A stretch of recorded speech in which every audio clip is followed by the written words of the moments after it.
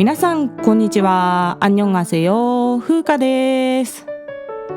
11月の中旬に2泊3日でソウルに行ってまいりました。8月に冷麺を食べに行って以来3ヶ月ぶりのねソウルでした。今年は2月、8月、11月とソウルに行ってきたんですけれども、コロナ禍の前もだいたい1年に3回くらい韓国には行っていましたね。大学病院に勤めていた頃は韓国で学会があることも多くてですね、出張として行くことも多かったんですが、今年は全て旅行です。毎回買い物と食事を目的に行っているんですけれども、ソウルの主な観光地や百貨店はもう大体経験していることもあって、今回は少しソウルの外に足を伸ばしてみようと思っていたんですね。ソウルから南に30キロくらい行ったところにスウォンという町があります。漢字で書くと水原って書きますね。で、ちょうど東京から横浜に行くくらいのイメージなんですかね。スウォンには世界文化遺産に指定されているスウォンファソン。ファソンは華やかな城って書くんですけれども、そのスウォンファソンがあることを知っていたので、ソウルから半日くらい小旅行に行ってみようかなと軽い気持ちで出かけたんですが、これが思ったより見どころが多くて興味深かったので、今日はちょっとスウォンについて紹介したいと思います。まず交通アクセスについてですが、いろんな行き方があるんですね。私は行きはソウル駅から KTX という韓国の新幹線にあたる乗り物でスウォン駅まで行って、帰りはスウォン駅から地下鉄1号線に乗って帰ってきました。他にもソウル市内から高速バスで行く方法もあるようですね。所要時間は KTX だと約30分で KTX が最も早いんですけれども、時間帯によっては KTX の本数が少ないこともあるので、その場合は地下鉄1号線にずっと乗ってれば1時間弱でソウル市内まで戻ることができます。スウォン駅から世界遺産のスウォンファソンまでは約2キロ離れているので、駅からバスかタクシーで移動するのがおすすめなんですね。ただ駅前にバスターミナルがあって、もう何本もねそのスウォンファソンに行くバスが出ているので、移動はね非常にしやすかったです。まずスウォンファソンとは何かというのを説明しますと、こちらは李氏朝鮮第22代の王チョンジョさんが築いた城郭都市の遺跡なんですね。で、そしてこのチョンジョさんイコールイさんなんですよ。なのでね、タイトルをイさんの、スウォンファソンに行ってきましたという内容にしたんですけれども、イさんは2007年にイ・ソジンさんが主演して大ヒットした歴史ドラマなので、きっとご存知の方も多いと思います。とっても長いドラマなので私はまだ全部は見ていないんですけれども、この王様チョンジョさんは非常に賢くて様々な改革に取り組んだり研究熱心な王であった一方、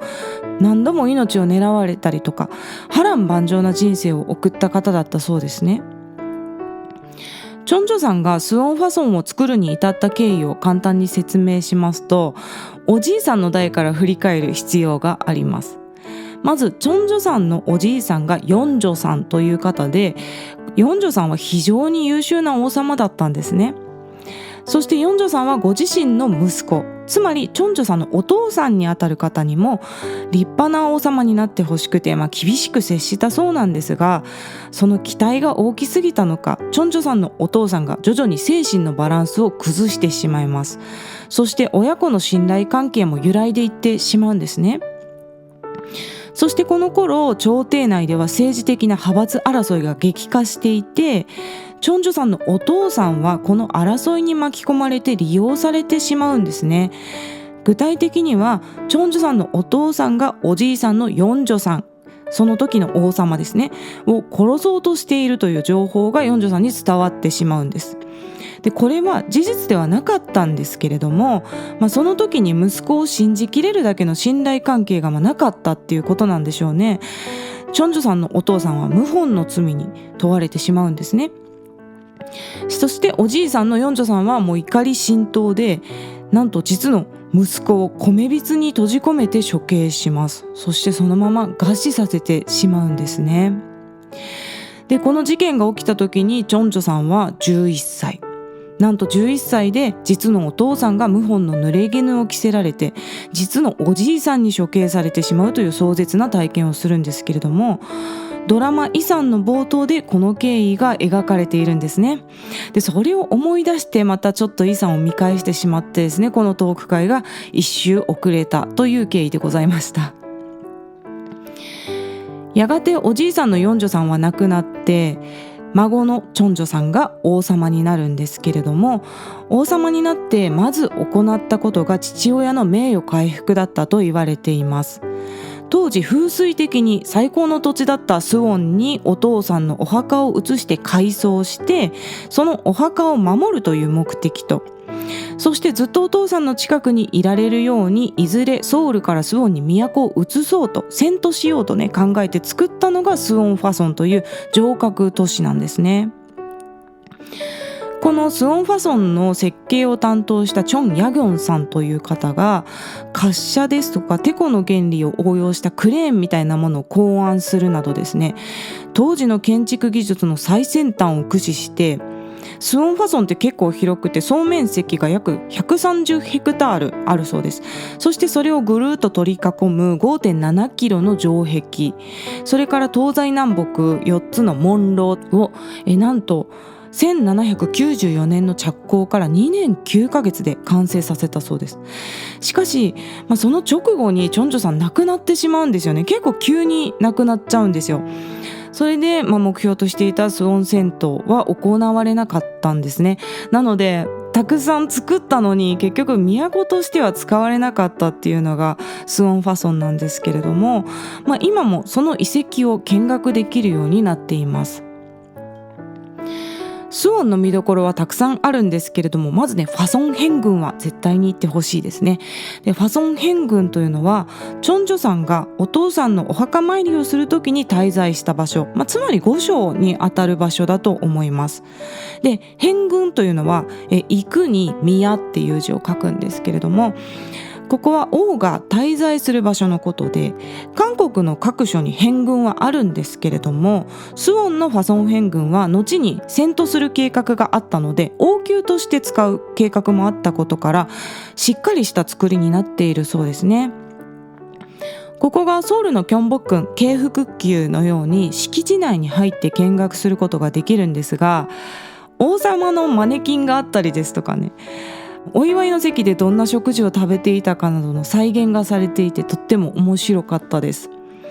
そしてこのファソン辺郡はチャングムの誓いやイサンのロケ地としても使われているので、ドラマでご覧になった方はねロケ地巡りにもなると思います。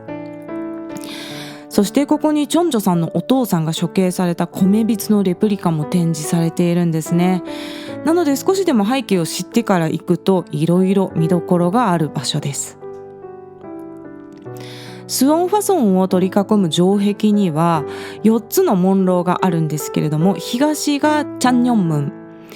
西がファソムン、南がバルダルムン、北がチャンアンムンという4つのね門廊があります。でこの城壁に沿って歩くこともできるんですが、全長が 5.7 キロあるのでそこを全部歩くと多分それだけで2時間3時間ぐらいかかるかもしれないですよね。でその他にも庭園があったりとか、当時の兵士の休憩所、訓練施設など全部ね丁寧に見て回ったら多分丸1日でも足りないぐらいなんですけれども、私は今回初回で軽く訪問したので数時間で要所だけを部分的に見て回ってきました。私はまずスウォン駅からパルダルム南の門のところまでバスで行って、そこから歩いて北上してファソン辺郡を見学した後、北西に進んで西のファソムンから北のチャンアンムンまで城壁に沿ってずっと歩いて見学するという感じで見ました。多分ね3分の1ぐらいだけしか見てないんですけれども、これもどれぐらい時間をかけてそれぞれのところを見るかによりますが、これでだいたい所要時間が2時間半ぐらいでしたね。本当に要所だけを見るのであれば、半日ぐらいでも行ける感じです。じっくり見る場合はね、もう一泊スウォンにしてもいいぐらいかもしれないですね。城壁は石が積まれた作りになっていてですね、その横を歩いているとまさに史跡の中にいるなという感じがするんですが、その城壁の向こうはもう普通にスオンの大都会ですよ。マンションやビル群が見えますし、また周りにはおしゃれなカフェもいっぱいあってですね、過去と現在が共存しているような、不思議な景色の面白さがありました。スオンはソウルよりだいぶ人が少なくてとても歩きやすかったですね。ちょっとのんびり時間が流れているような街でした。今回は行けなかったんですけれども、次回はスオンファソン博物館にね、私は絶対行ってみたいと思ってるんですよ。この博物館ではファソンの建築方法ですとか、当時どんな重機を開発してたかみたいなものが再現されてたりするようなので、より深くスオンの歴史を理解できそうですよね。最後にグルメ情報でございます。で、スオンはカルビが有名なんですね。で、そのカルビも結構ダイナミックな大きなカルビを焼き網いっぱいに乗せて焼くっていうね、カルビの名店がいくつかあるそうですね。で、今回は数時間の滞在だったんで、私は食事はしなかったんですけれども、韓国語の先生に教えてもらったカフェに行ってきまして、ここがとっても良かったので最後に紹介したいと思います。Will be OK という名前のカフェなんですけれども、まず立地がすごくいいんですよ。ファソン辺郡や博物館の近くなので、観光の途中に少し休むのにとてもいい場所にあります。韓国の古民家風の建物の中がカフェになっててですね、本格的なエスプレッソマシーンで入れたエスプレッソドリンクが楽しめるお店です。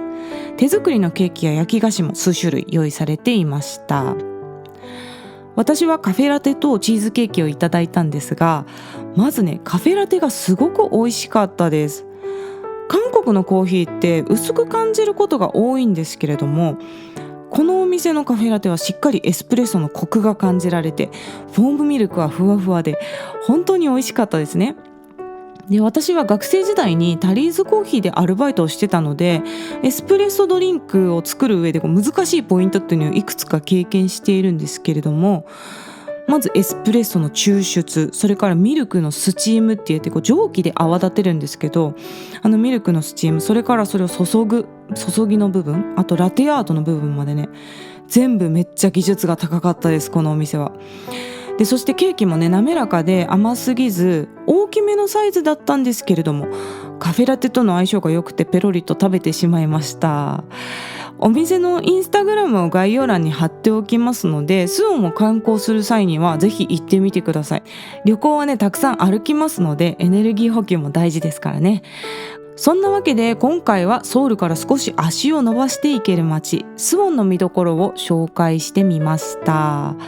また概要欄の質問箱からメッセージや質問、リクエストなどぜひ気軽に送ってください。日本語でも韓国語でも英語でも大丈夫です。ではまた次の放送でお会いしましょう。さようなら。